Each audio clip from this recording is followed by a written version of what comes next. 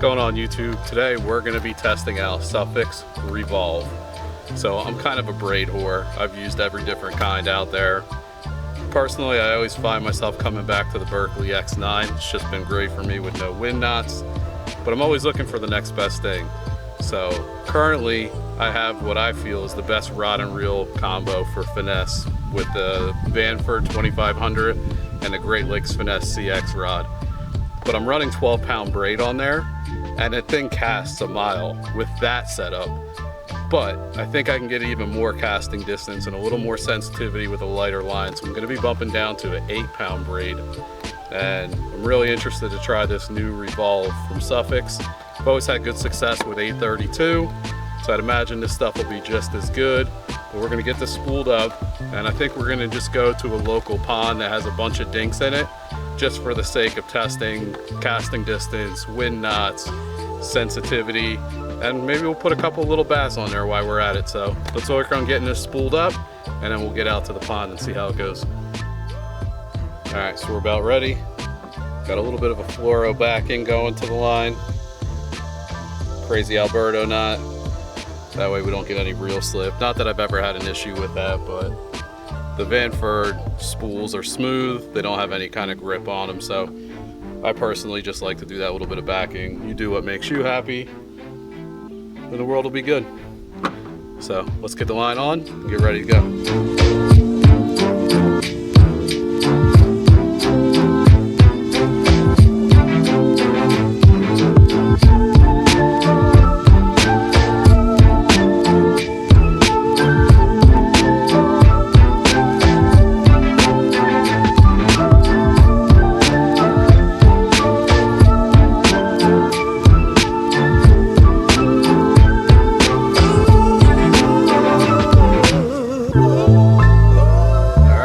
The rod all rigged up. I was actually able to fit all 200 yards of that 8-pound braid on Vanford 2500, so that's pretty awesome. I wanted a big pile of braid on there for super long casts. We got that. So we're going to start out with a little 1/8 ounce football head, and probably going to throw on there one of these little Berkeley hit worms, 4.5 inch worms. So we're going to start out with that at the pond, and then we're just going to work our way down to smaller baits once we kind of get the line settled a little bit and stretched, and we'll see how it does. We are hoping for 0 wind knots, awesome castability, and definitely sensitivity. So let's see how it goes. Off to the pond we go. All right, we just got to the pond. We are rigged. Got that little 4.5 inch hit worm, 1/8 ounce head. We'll see what lasts longer, this line or my stomach after I just crushed that gas station cheesesteak. It's gonna be a close call for sure. So we also got a thunderstorm moving in, so we need to work this fast. Let's get the casting.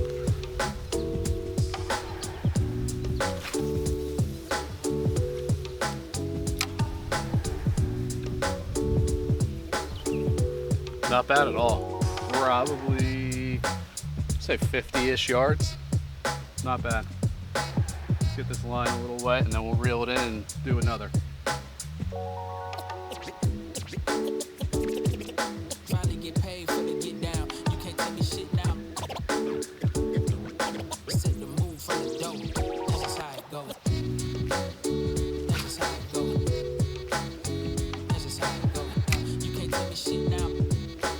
About the same distance, but I'm going halfway across the pond with an 1/8 ounce head and a really light worm. So casting distance, I'd say a home run. Feels pretty good casting it. It felt like a coarse line, and like some of those coarse braids are pretty noisy when you cast. You hear them kind of dinking off the guides and stuff, but it was actually quiet. So we'll next try to get a fish on this, see how it feels, check sensitivity.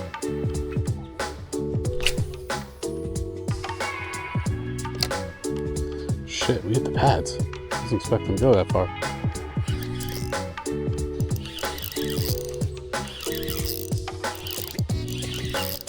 We are currently hooked up. Little chunky bass.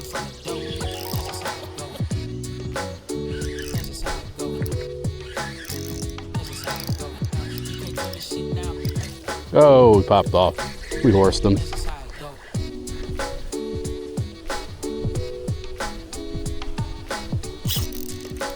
There we go.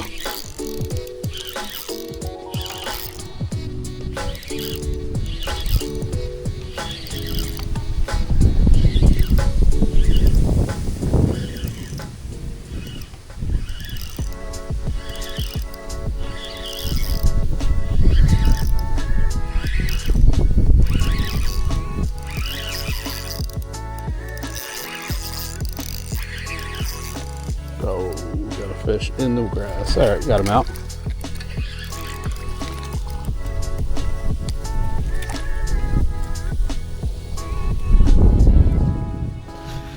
All right, we just got our first little bass. So, felt good. It's definitely a noisy braid. It's coarse. Just kind of what I thought it was gonna be when I was spooling it up. I'm like, yeah, it's kind of got that almost, Power Pro, like the original version Power Pro feel coarseness to it. But even with that coarseness, it's not as stiff as like a Power Pro V1. So it's pretty subtle when you're casting it, but it's a little noisy when you're fighting a fish. Some people like that, some don't. It's a personal preference thing, but felt good. Casting performance was awesome. Fish hookup was good. Brought the fish in, brought it through some thick cover, no issues, no breaks. Try to get some more. Bass right there.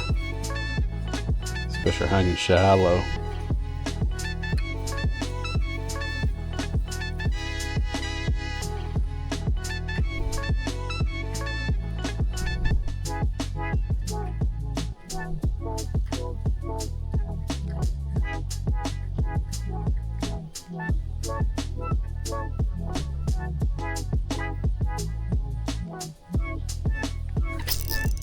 Got him.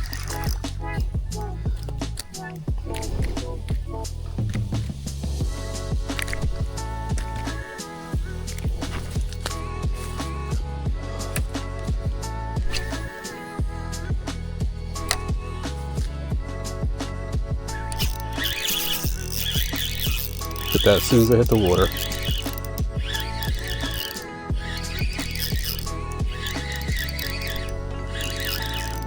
Another little one. Oh, he's gone. That's fine. All right, we are back in the truck. So I know the big question everybody wants to know the answer to is, what sent me home first? The line or the gas station cheesesteak? I'm gonna tell you that I am feeling things in my stomach right now that I have never felt before. They could only be related to maybe like a rhinoceros trampling on a crocodile, if that's even possible. I don't know how else to describe it, but the line itself was really good. I liked it. For $20, I think it's a pretty good value. Castability was good, sensitivity was good, it laid well on the spool, no wind knots. So those three things are my main things that I look for when I'm picking a braided line. I will say it's like a coarse line, almost has a feeling of like the original Power Pro. But unlike the original Power Pro that literally felt like you were using a rope, this doesn't have that same feel to it. So I'd say the only con to it was it has the noise of a loud braid, if you know what I mean. Like when you're fighting a fish, like you hear it coming through the guides and stuff like that, but that's not something that really bothers me much. And if that's not something that bothers you, this line, I think, like I said, is a great value. Definitely give it a shot.